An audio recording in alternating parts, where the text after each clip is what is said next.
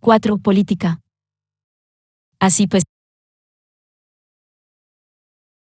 regresamos finalmente a la cuestión de la totalidad, que, se supone, ya hemos aprendido a distinguir de la totalización como operación.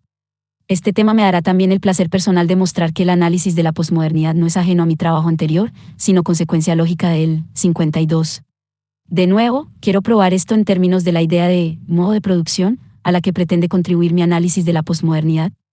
Pero quisiera observar primero que mi propia versión tomó forma en una coyuntura relativamente complicada, aunque quizás no lo haya dicho muy a menudo, le debe mucho a Baudrillard, así como a los teóricos con quienes él mismo está en deuda, Marcuse, M.C. Luan, Henri Lefebvre, los situacionistas, Salins, etcétera, etcétera. No fue solo la experiencia de nuevos tipos de producción artística, sobre todo en el ámbito de la arquitectura, lo que me despertó de los canónicos, sueños dogmáticos, como señalaré más adelante, según el uso que yo le doy. Posmodernidad no es un término exclusivamente estético o estilístico. La coyuntura también ofrecía una oportunidad para resolver un malestar añejo frente a los tradicionales esquemas económicos de la tradición marxista. Esta inquietud la sentíamos algunos no. Respecto al ámbito de la clase social, cuya desaparición solo podían tomar en serio los auténticos, intelectuales independientes, sino ante los media, cuya impactante onda expansiva en Europa occidental permitía al observador tomar una pequeña distancia crítica y perceptual respecto a la mediatización paulatina y aparentemente natural de la sociedad norteamericana en los años 60. Las ideas de Lenin sobre el imperialismo no se podían extender a los media, y poco a poco iba pareciendo posible recibir su lección de otro modo. Y es que Lenin dio el ejemplo de identificar una nueva fase del capitalismo que no había sido prevista explícitamente por Marx, la llamada fase del monopolio, o el momento del imperialismo clásico. Esto podía llevarnos a pensar o bien que la nueva mutación había sido nombrada y formulada de una vez por todas, o que estaríamos autorizados a inventar otra más en ciertas circunstancias. Pero los marxistas fueron muy reacios a extraer esta segunda conclusión antitética porque, mientras tanto, los nuevos fenómenos mediáticos e informacionales habían sido colonizados, en nuestra ausencia, por la derecha, en una serie de influyentes estudios donde la primera noción tentativa de la Guerra Fría acerca de un final de la ideología daba a luz, por fin, al concepto pleno de una sociedad postindustrial. El libro de Mandela The Capitalism cambió todo esto, y por vez primera teorizó una tercera fase del capitalismo desde una perspectiva marxiana utilizable. Fue solo que posibilitó mis propias reflexiones sobre la posmodernidad, que por tanto han de entenderse como un intento de teorizar la lógica específica de la producción cultural de esa tercera fase, y no como otra incorpórea crítica cultural ni como un diagnóstico más del espíritu de la época. A nadie le ha pasado inadvertido que mi aproximación a la posmodernidad es totalizadora. Por eso, la pregunta interesante no es por qué adopto esta perspectiva, sino porque tanta gente se escandaliza, o ha aprendido a escandalizarse, con ella.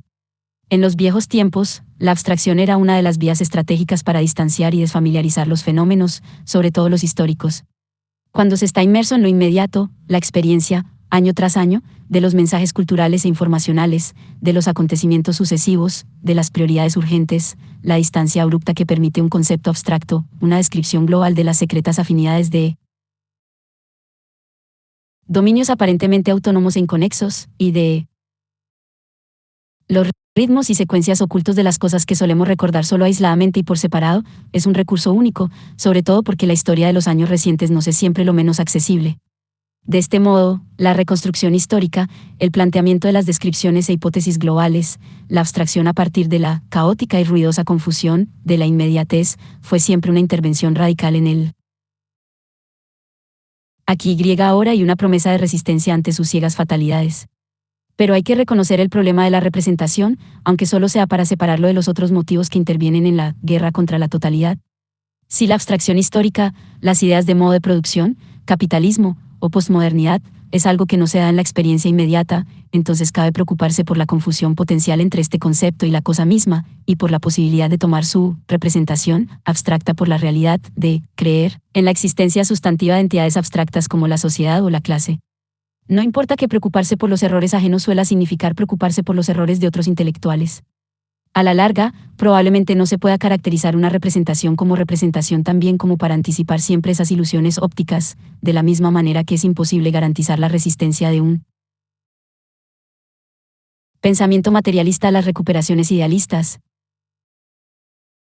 o protegerse contra la lectura de una formulación deconstructiva en términos metafísicos. La revolución permanente en la vida y la cultura intelectuales significa, a la vez, esa imposibilidad y la necesidad de reinventar constantemente precauciones contra algo que en mi tradición se llama reificación conceptual. Las extraordinarias fortunas del concepto de posmodernidad son sin duda un ejemplo que viene aquí al caso, pensando para infundirnos recelos a quienes somos responsables de él. Pero lo que se necesita no es trazar una línea, decir basta y confesar el exceso, mareado por el éxito, como reza la célebre frase de Stalin, sino más bien renovar el propio análisis histórico y reconsiderar y diagnosticar infatigablemente la funcionalidad política e ideológica del concepto, el papel que, de pronto, ha llegado a desempeñar en las soluciones imaginarias que damos a nuestras contradicciones reales. Sin embargo, la motivación más profunda de la guerra contra la totalidad reside en otro lugar, en un temor a la utopía que resulta no ser otro que nuestro viejo amigo 1984, de tal modo que una política utópica y revolucionaria, correctamente asociada con la totalización y con un cierto concepto de totalidad, se debe evitar porque aboca fatalmente en el terror. Como poco, esta idea se remonta a Edmund Burke, pero las atrocidades de Camboya la resucitaron, después de que la época de Stalin lo hubiese reafirmado en incontables ocasiones.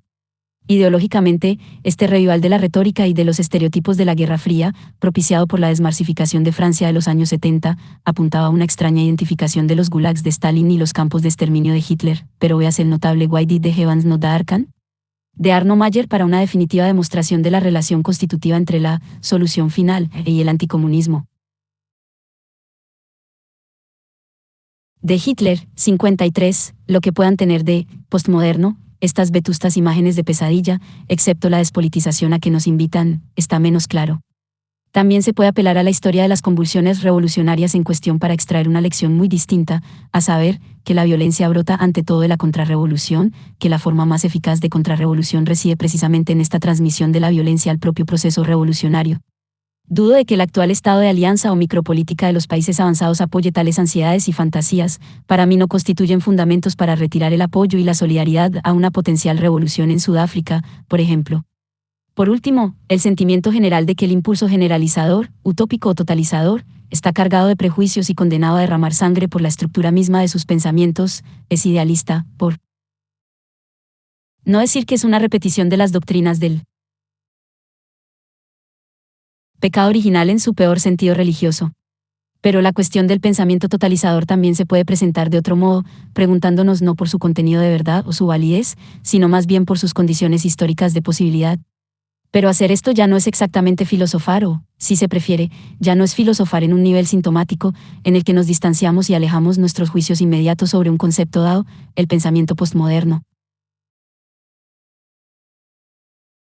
Más avanzado nos enseña a no utilizar conceptos de totalidad o periodización, preguntándonos por los determinantes sociales que posibilitan o bien impiden el pensamiento. El actual tabú o totalidad deriva simplemente del progreso filosófico y del aumento de la autoconciencia. Se debe a que hemos logrado hoy un estado de ilustración teórica y sofisticación conceptual que nos permite evitar los más flagrantes errores y meteduras de pata de los anticuados pensadores del pasado, sobre todo Hegel. Puede que así sea, pero pasa por alto la lección de Rorty y exigiría también una suerte de justificación histórica, en la que cabe suponer que intervendría la invención del materialismo. Esta hubris del presente y de los vivos se puede evitar planteando el tema de modo algo distinto, porque los conceptos de totalidad han parecido necesarios e inevitables en ciertos momentos históricos y, por el contrario, nocivos e impensables en otros. Esta investigación, abriéndose camino de regreso por el exterior de nuestro propio pensamiento y basándose en lo que ya no podemos pensar, o aún no puede ser filosófica en ningún sentido positivo, si bien Adorno intentó, en su dialéctica negativa, convertirlo en una auténtica filosofía de nuevo cuño, ciertamente, nos produciría la intensa sensación de que el nuestro es, en muchos sentidos, un momento de nominalismo, desde la cultura al pensamiento filosófico. Probablemente resultaría que tal nominalismo posee varias prehistorias. O sobre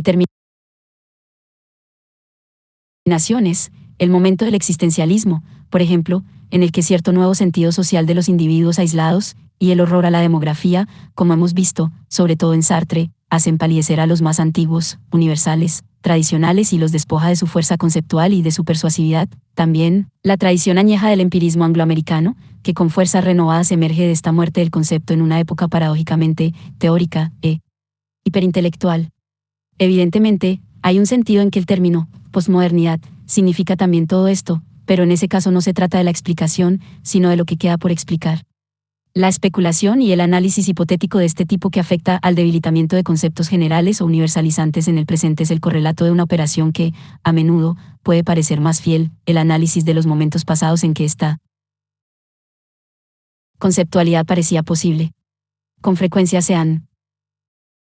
privilegiado los momentos en que han surgido conceptos generales.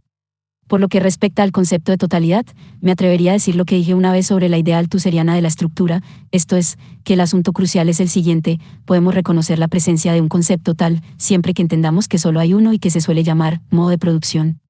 Esta es la estructura althusseriana, y también la totalidad, al menos en el uso que yo le doy. Respecto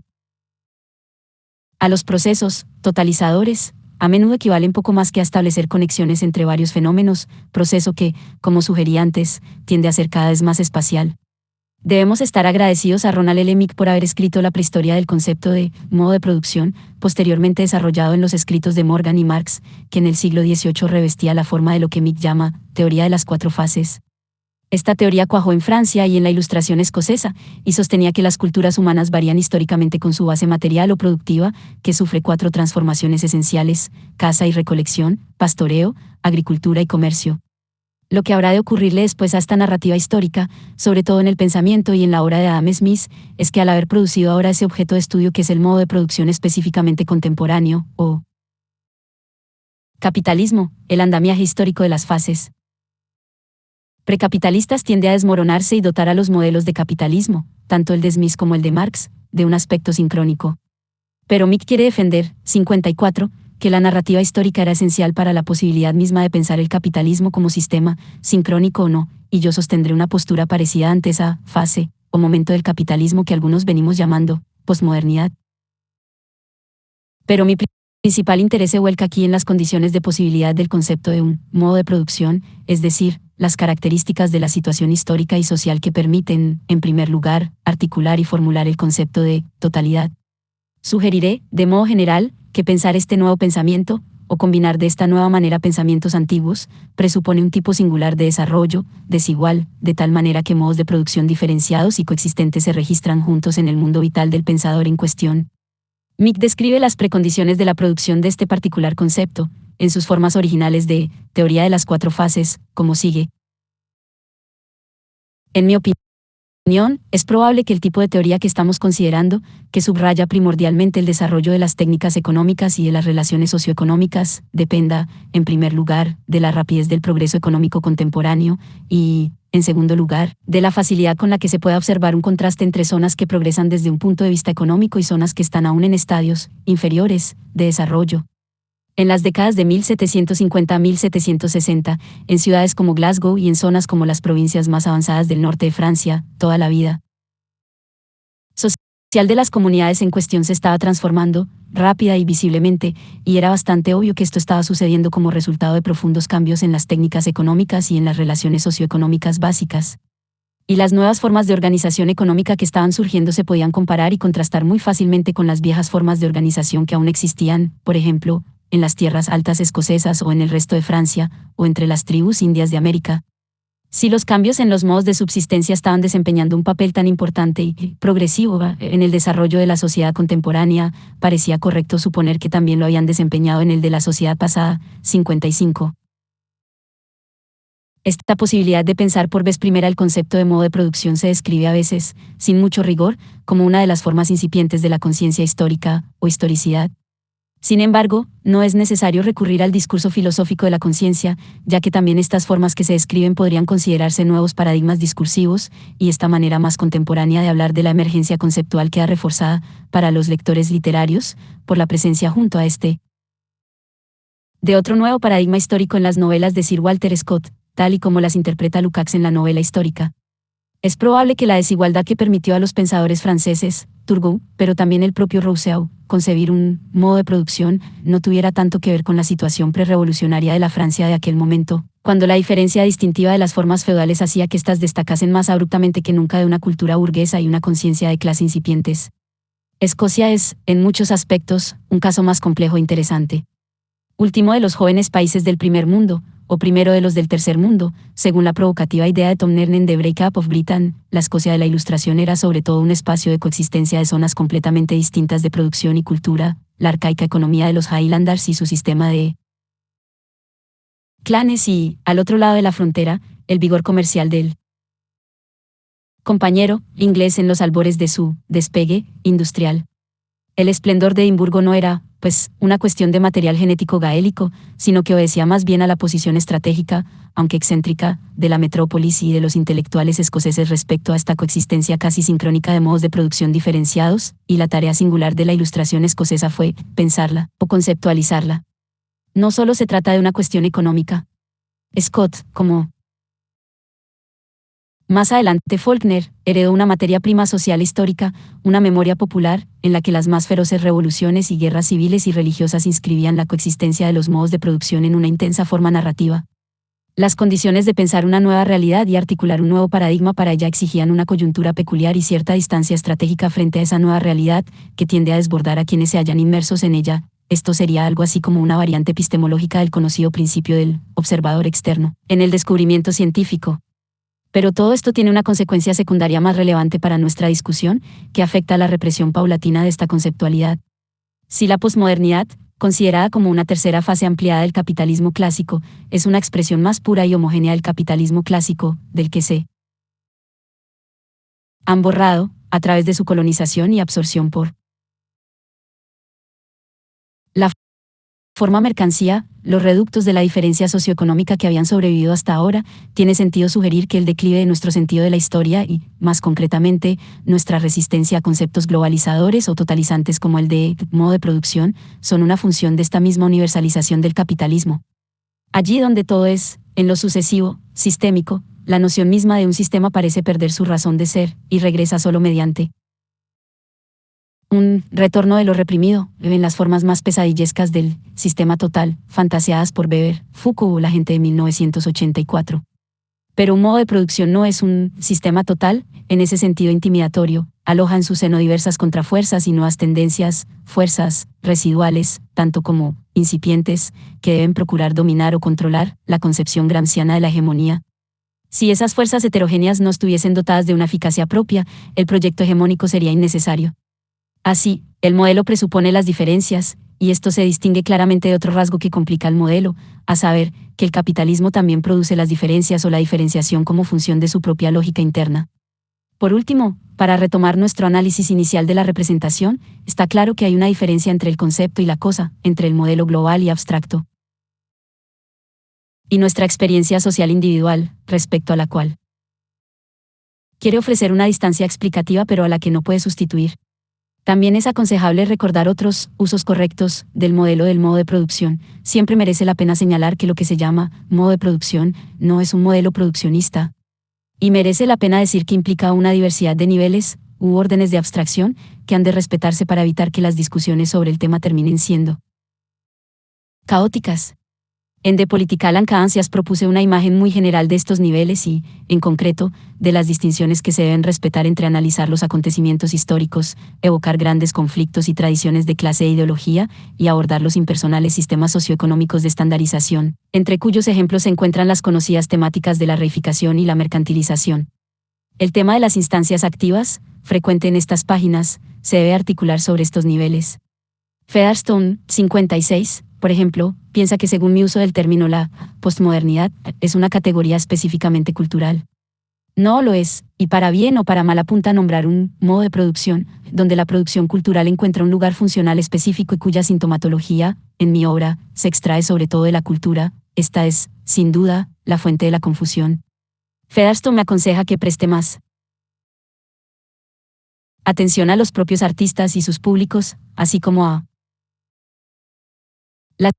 las instituciones que median y gobiernan este nuevo tipo de producción. Tampoco llego a saber por qué habría de excluirse ninguno de estos temas. Sin duda, son cuestiones muy interesantes. Pero es difícil ver cómo podría ser explicativa la investigación sociológica a esta escala. Más bien, los fenómenos que le preocupan tienden inmediatamente a reconfigurarse en su propio nivel sociológico semiautónomo, nivel que exige entonces una narrativa diacrónica. Decir lo que son hoy el mercado del arte y el estatus del artista o del consumidor significa decir lo que eran antes de producirse esta transformación, e incluso, en algún límite externo, dejar un espacio abierto para una configuración alternativa de estas actividades, como en el caso de Cuba, por ejemplo, donde no hay mercado del arte, galerías, inversiones en pintura, etc. 57. Una vez escrita esa narrativa, esa serie de cambios locales, se añade al dossier como si fuera un espacio más donde leer algo así como la gran transformación postmoderna. Aunque las observaciones de Featherstone parecen traer a escena a los agentes sociales concretos, los posmodernos serían los artistas y los músicos, los empleados de las galerías y los museos o los ejecutivos de las compañías discográficas, así como los consumidores burgueses, juveniles o de clase obrera. También aquí hay que mantener la exigencia de diferenciar entre niveles de abstracción. Porque también es plausible afirmar que la posmodernidad, en el sentido más limitado de un etos y un estilo de vida, expresión deleznable donde las haya, es la expresión de la conciencia de toda una nueva fracción de clase que rebasa con creces los límites de los grupos enumerados arriba. Esta categoría mayor y más abstracta se ha etiquetado de nueva pequeña burguesía, clase de los profesionales ejecutivos o, de modo más sucinto, los yuppies. Cada una de estas expresiones introduce consigo un pequeño excedente de representación social concreta. 58.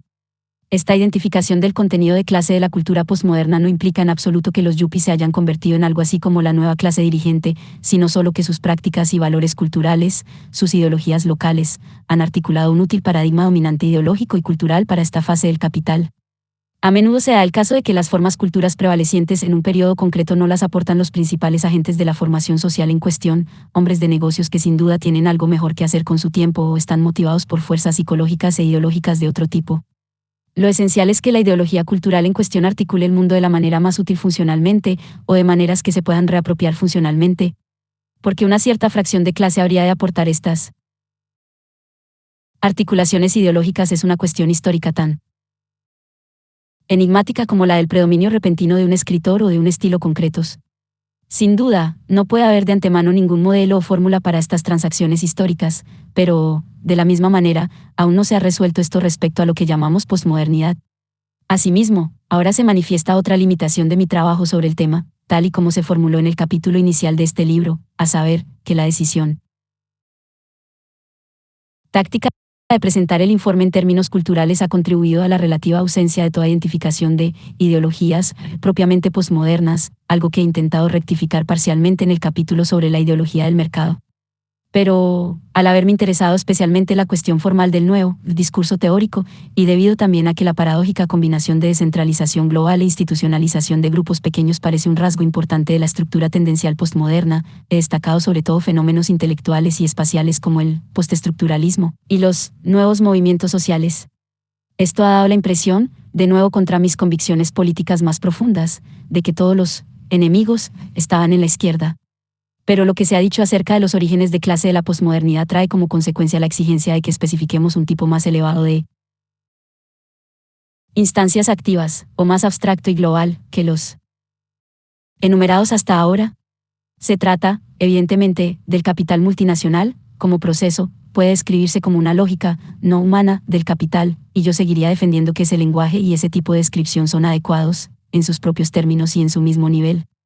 Que esta fuerza aparentemente incorpórea es también un conjunto de agentes humanos, entrenados de modos específicos y que inventan tácticas y prácticas originales siguiendo las posibilidades creativas de la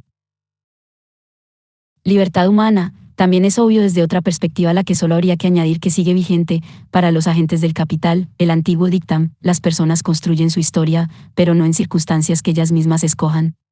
Es en el seno de las posibilidades del capitalismo tardío donde la gente atisba la oportunidad única y donde va a por todas, donde gana dinero y reorganiza empresas, igual que los artistas o los generales, que los ideólogos o los dueños de galerías de arte. He intentado mostrar aquí que, si bien a algunos lectores y críticos les puede parecer que mi versión de lo posmoderno no deja lugar a las instancias activas, es posible traducirla o transcodificarla a una versión narrativa en la que participan agentes de todos los tamaños y dimensiones. Elegir entre estas descripciones alternativas, focalizaciones sobre niveles de abstracción diferenciados, es una cuestión práctica, antes que teórica. Aún así, sería deseable vincular esta descripción de las instancias activas con la fértil tradición psicoanalítica de las posiciones de sujeto, psíquicas e ideológicas. Valga la objeción de que las descripciones de las instancias activas antes descritas son meras versiones alternativas del modelo de base superestructura, una base económica para la posmodernidad en una versión, una base social o de clase en esta otra, siempre que entendamos que base y superestructura no es en realidad un modelo de algo, sino más bien un punto de partida y un problema, una exhortación a establecer conexiones, algo tan poco dogmático como la recomendación heurística de comprender la cultura y la teoría en y por sí misma, pero a la vez también en relación con su exterior, su contenido, su contexto y su espacio de intervención y eficacia. No obstante, como haya de hacerse esto nunca viene dado de antemano, y aunque las descripciones y los análisis de este libro intentan dibujar y medir el espacio de la lucha ideológica y teórica, es posible extraer de ellos todo un espectro de conclusiones prácticas y recomendaciones políticas muy diferentes. Incluso en lo que respecta a la política cultural, cabe concebir al menos dos tipos distintos de estrategia. Se podría denominar estrategia homeopática a la estética política más propiamente postmoderna, que se enfrentaría cara a cara con la estructura de la sociedad de la imagen minándola desde dentro. En lo postmoderno, paradójicamente, la ofensiva ha llegado a ser lo mismo que la subversión y, como las dos vías de Prost, la guerra de movimientos de Gramsci ha resultado ser lo mismo que su guerra de posiciones. En nuestros días, su ejemplo más dramático y paradigmático lo constituyen las instalaciones de Hans Haacke, que invierten el espacio institucional incorporando en sí mismas el museo que las contiene técnicamente, como parte de su temática y contenido, arañas invisibles, cuya red contiene a sus propios contenedores y le da la vuelta a la propiedad privada del espacio social como a un guante. Sin embargo, formalmente, tal y como ya hemos sugerido, Haacke, junto a muchos otros artistas contemporáneos, entre los cuales los fotógrafos y los videoartistas son los más políticos e innovadores, parece empeñado en socavar la imagen por medio de la propia imagen, y en planear la implosión de la lógica del simulacro a fuerza de dosis cada vez mayores de simulacros. En cambio, cabe identificar lo que he llamado cartografía cognitiva con una estrategia más modernista, que conserva un concepto imposible de totalidad cuyo fracaso representacional parecía de momento tan útil y productivo como su inconcebible éxito. El problema de esta consigna concreta radicaba claramente en su propia accesibilidad representacional. Puesto que todo el mundo sabe lo que es un mapa, hubiera sido necesario añadir que la cartografía cognitiva no puede implicar, al menos en nuestro tiempo, algo tan sencillo como un mapa. En efecto, al enterarnos de hacia dónde conducía la cartografía cognitiva, había que desterrar todas las imágenes de mapas y cartografías de la mente y procurar imaginar otra cosa. Pero quizás sea más deseable una aproximación genealógica que muestre cómo la cartografía no se puede obtener ya mediante los mapas. Esto permite sugerir, como con frecuencia se ha hecho en estas páginas, que cada una de las tres fases históricas del capital ha generado un tipo de espacio que le es único, a pesar de que estas tres fases del espacio capitalista obviamente sostienen una interrelación mucho más profunda que los espacios de otros modos de producción. Los tres tipos de espacio que tengo en mente son fruto de la expansión discontinua, de los saltos cuánticos que ha dado la ampliación del capital, de su penetración y colonización de zonas que hasta ahora no se habían mercantilizado. Aquí se presupone cierta fuerza unificadora y totalizante, no el espíritu absoluto hegeliano, ni el partido, ni Stalin, sino simplemente el capital mismo, y no cabe duda de que la idea de capital se sostiene o se desmorona con la noción de una lógica unificada de este mismo sistema social. El primero de estos tres tipos de espacio es el del capitalismo clásico o de mercado en términos de una lógica de la cuadrícula que reorganiza el antiguo espacio sagrado y heterogéneo mediante la homogeneidad geométrica y cartesiana, un espacio de infinita equivalencia y extensión cuya representación dramática o emblemática está en el libro de Foucault sobre las prisiones. Pero hay que advertir que una concepción marciana de este espacio lo fundamenta en la taylorización y en el proceso de trabajo más que en esa entidad borrosa y mítica que Foucault llamaba poder. Es probable que la emergencia de este tipo de espacio no plantee problemas de figuración tan graves como los que afrontaremos en fases posteriores del capitalismo, ya que aquí, por el momento, se observa ese conocido proceso que en general se ha asociado hace tiempo con la Ilustración, la desacralización del mundo, la descodificación y secularización de las antiguas formas de lo sagrado o lo trascendente, la lenta colonización del valor de uso por el valor de cambio, la demistificación realista de los viejos tipos de narrativas trascendentes en novelas como Don Quijote, la estandarización tanto del sujeto como del objeto, la desnaturalización del deseo y su desplazamiento último por la mercantilización, o, en otras palabras, el éxito, y así sucesivamente. Los problemas de figuración que nos atañen solo se verán en la siguiente fase, la del tránsito desde el mercado al monopolio del capital, o lo que Lenin llamó fase del imperialismo. se pueden expresar mediante la creciente contradicción entre la experiencia vivida y la estructura, o entre una descripción fenomenológica de la vida del individuo y un modelo más propiamente estructural de las condiciones de existencia de esa experiencia. Podemos decir rápidamente que, mientras que en sociedades antiguas, y quizás incluso en las fases tempranas del capital de mercado, la experiencia inmediata y limitada de los individuos aún es capaz de englobar y coincidir con la auténtica forma económica y social que gobierna a esa experiencia. En el siguiente momento estos dos niveles se alejan cada vez más y empiezan a constituirse como esa oposición que la dialéctica clásica describe como Wesen y Erscheinung, esencia y apariencia, estructura y experiencia vivida.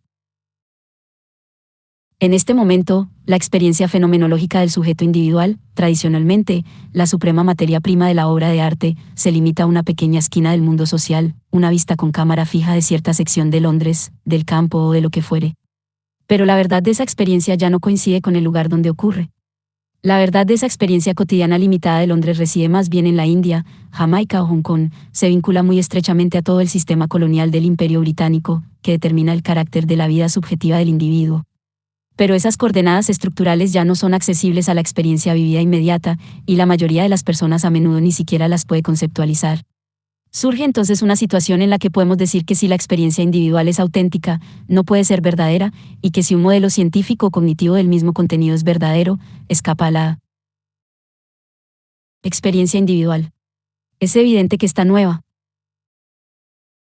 situación le plantea graves problemas a una obra de arte, y he sostenido que el modernismo, o, mejor, los distintos modernismos han surgido como un intento de cuadrar este círculo y de inventar nuevas y minuciosas estrategias formales para superar este dilema, con formas que inscriben un nuevo sentido del sistema colonial global ausente en la sintaxis del lenguaje poético, en un nuevo juego de ausencia y presencia que,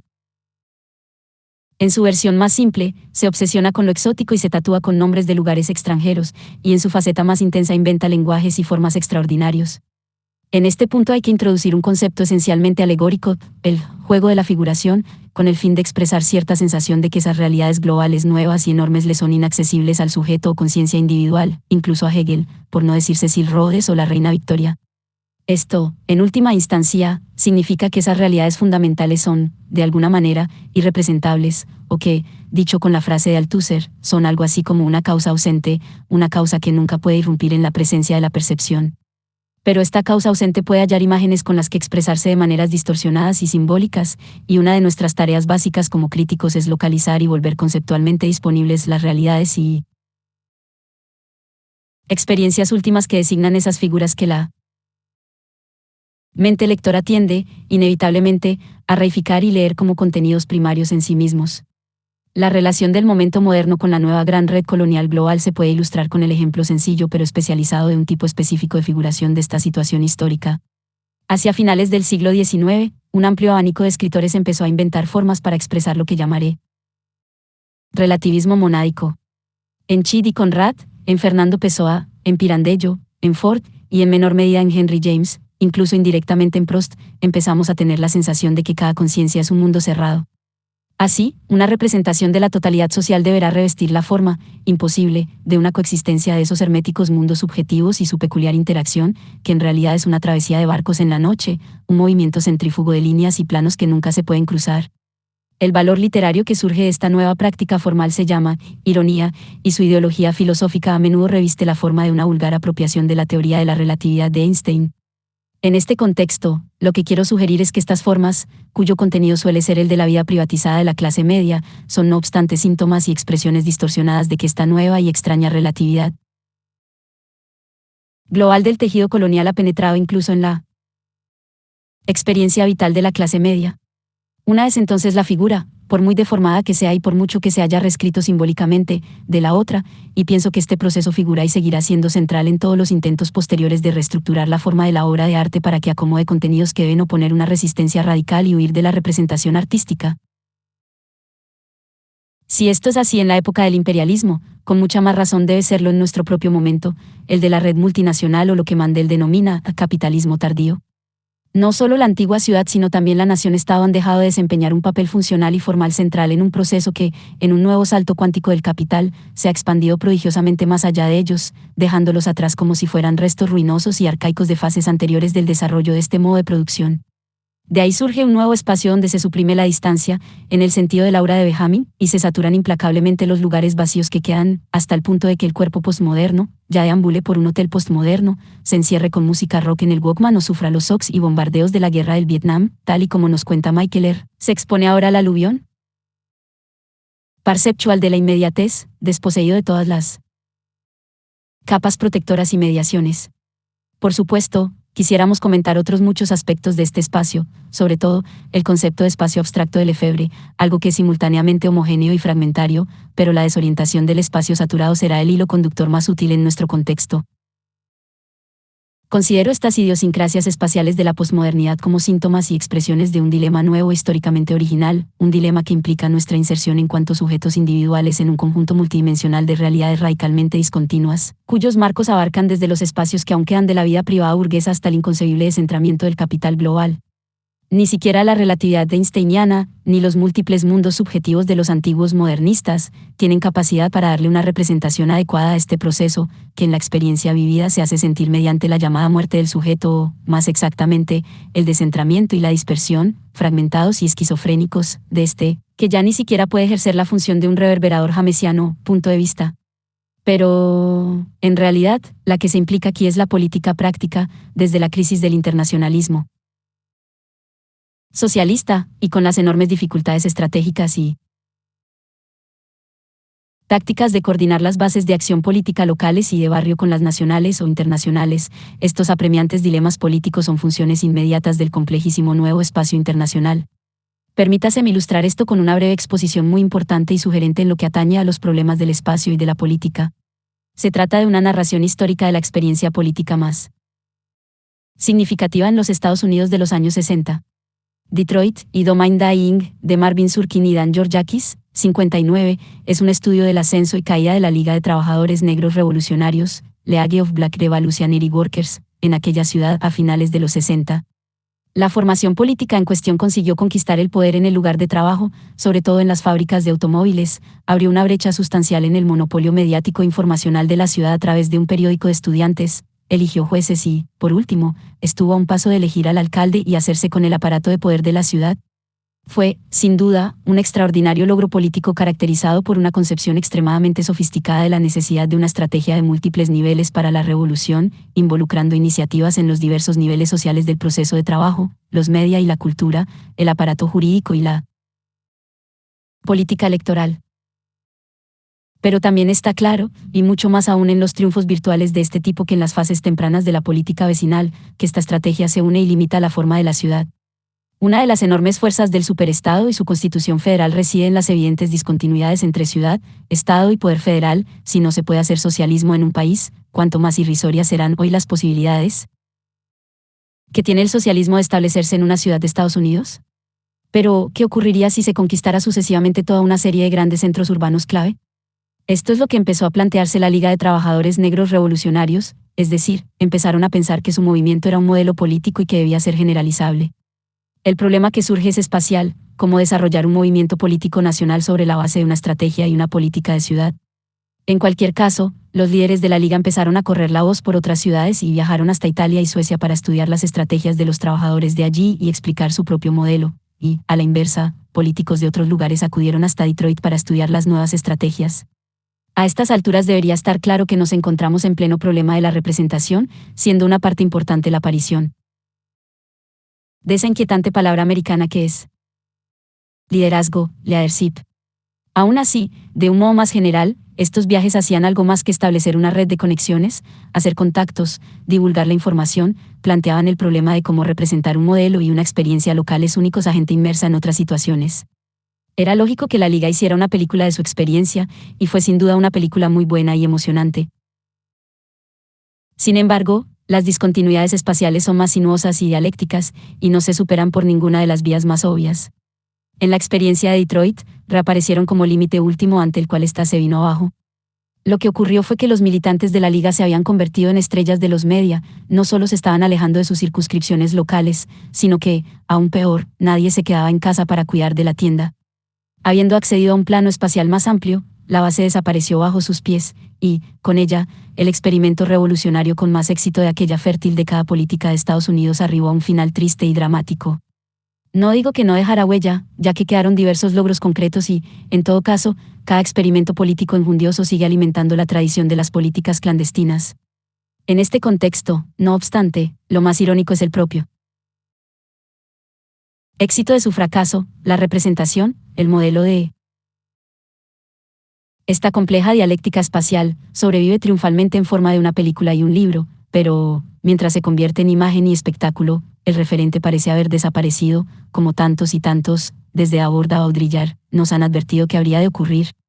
El ejemplo también puede servir para ilustrar la idea de que la representación espacial lograda no tiene por qué ser una enaltecedora dramatización social realista del triunfo revolucionario. Cabe incluirla en una narrativa de la derrota que a veces, incluso más eficazmente, hace que toda la arquitectónica del espacio global posmoderno se eleve en espectral perfil detrás de sí, como una barrera dialéctica última o límite invisible. Y puede que la experiencia de Detroit especifique con mayor precisión lo que se pretende decir con el término de cartografía cognitiva, que cabe describir como cierta síntesis entre Althusser y Kevin Lynch. La obra clásica de Lynch, The Image of the City, generó la subdisciplina menor que hoy asume la frase cartografía cognitiva como designación propia. La problemática de Lynch sigue encerrada en los límites de la fenomenología, y su libro es susceptible de recibir muchas críticas en sus mismos términos. Entre ellas, no es la menor la de la ausencia de toda concepción de acción política autónoma o proceso histórico. Mi uso del libro será emblemático o alegórico, ya que el mapa mental del espacio de la ciudad que explora Lynch se puede extrapolar a ese mapa mental de la totalidad social y global que todos acarreamos, de maneras diversamente confusas, en nuestras cabezas. Partiendo de los centros urbanos de Boston, Jersey City y Los Ángeles, y mediante entrevistas y cuestionarios en los que se pedía a los sujetos que dibujaran de memoria el contorno de su ciudad, Lynch sugiere que la alienación urbana es directamente proporcional a la imposibilidad de cartografiar mentalmente los paisajes ciudadanos locales. Así pues, una ciudad como Boston, con sus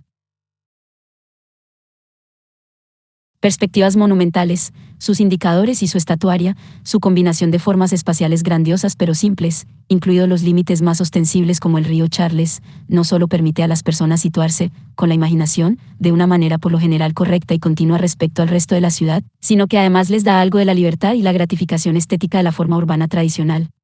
Siempre me ha sorprendido cómo la concepción de Lynch de la experiencia de la ciudad, su dialéctica entre la quigriega hora de la percepción inmediata y el sentimiento de la ciudad como una totalidad ausente, presenta una especie de análogo espacial de la gran formulación de Althusser de la ideología como representación imaginaria de la relación del sujeto con sus condiciones de existencia reales.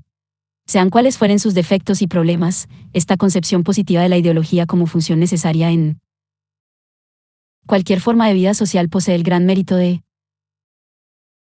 acentuar la brecha que hay entre la ubicación local del sujeto individual y la totalidad de las estructuras de clase en que él o ella se sitúan, una brecha entre la percepción fenomenológica y una realidad que trasciende todo pensamiento o experiencia individual, pero que la ideología, como tal, intenta abarcar o coordinar, cartografiar, por medio de las representaciones conscientes e inconscientes.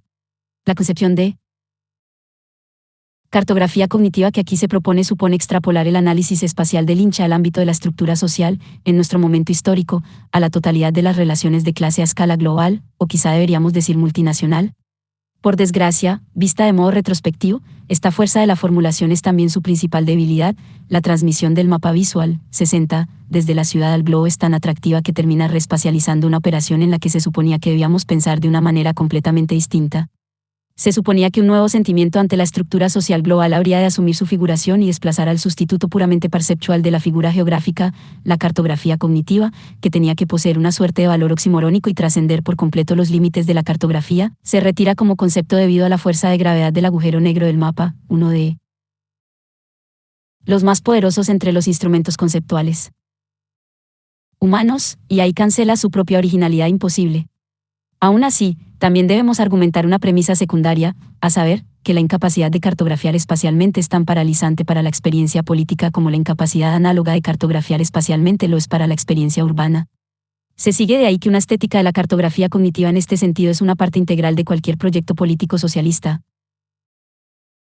Lo que hay que subrayar metodológicamente, en la operación de cartografiar tal y como surge del interesante texto de Georgakis y Surkin, o del único análisis exhaustivo de la cartografía cognitiva de un producto cultural que yo haya conseguido completar, es que en el actual sistema mundial siempre está presente un término mediático que funciona como análogo no interpretante material de uno u otro modelo social más directamente representacional.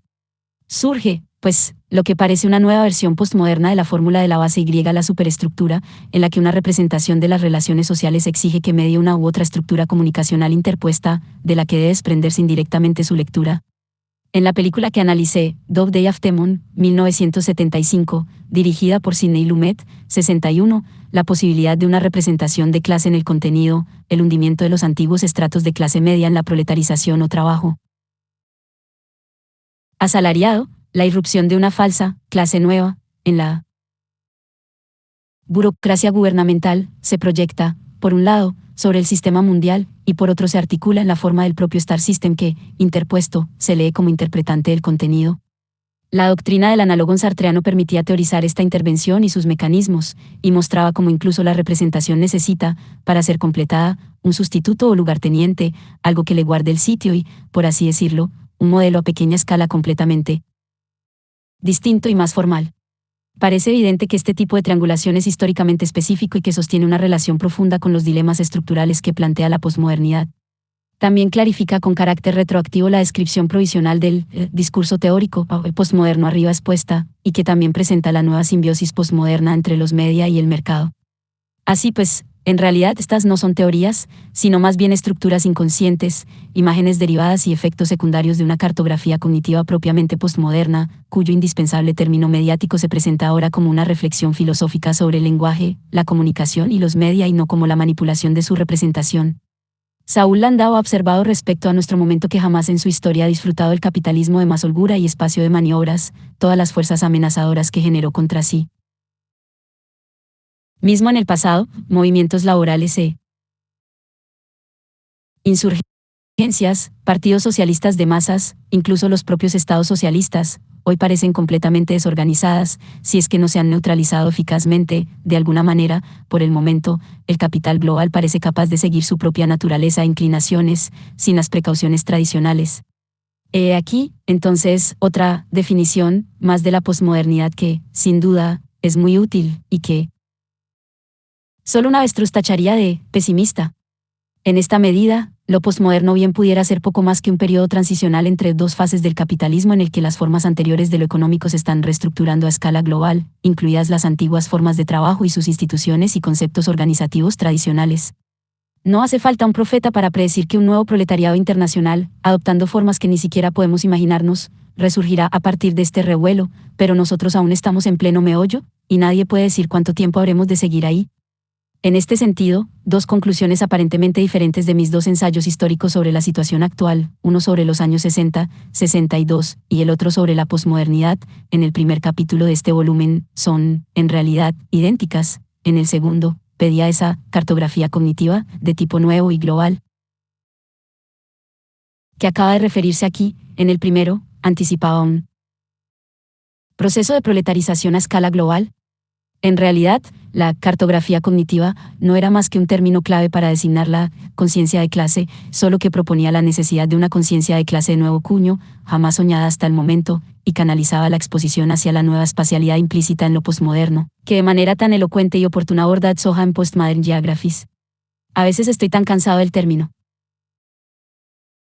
postmoderno, como el que más, pero cuando estoy a punto de lamentar mi complicidad con él, de deplorar sus abusos y su mala reputación y de concluir con cierta renuencia que plantea más problemas que los que resuelve, me paro a preguntarme si existe algún otro concepto capaz de exponer los temas con tanta eficacia y economía.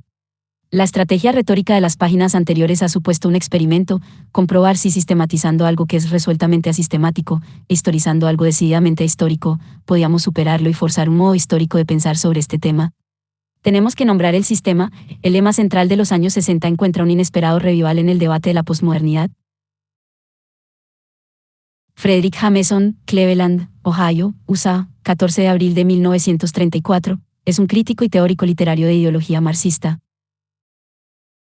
Tras graduarse en el Harvard College en 1954, se desplazó a Europa por un breve periodo, estudiando en Aix-en-Provence, Múnich y Berlín, donde aprendió sobre las últimas tendencias en filosofía continental, incluido el ascenso del estructuralismo. Volvió a América el año siguiente para hacer su doctorado en la Universidad de Yale, bajo la dirección de Erich Auerbach. Ha alcanzado reconocimiento por su análisis de las tendencias modernas en la cultura contemporánea. especialmente tras su libro del posmodernismo o la lógica cultural del capitalismo avanzado. Jameson considera el posmodernismo la claudicación de la cultura ante la presión del capitalismo organizado, pensamiento que recoge en su teoría de la posmodernidad. En 2008 fue galardonado con el premio Holberg. En la actualidad da clases en la cátedra William A. Lane de Literatura Comparada y Estudios Romances de la Universidad de Duke. 1. En W. Gibson, Mona Lisa.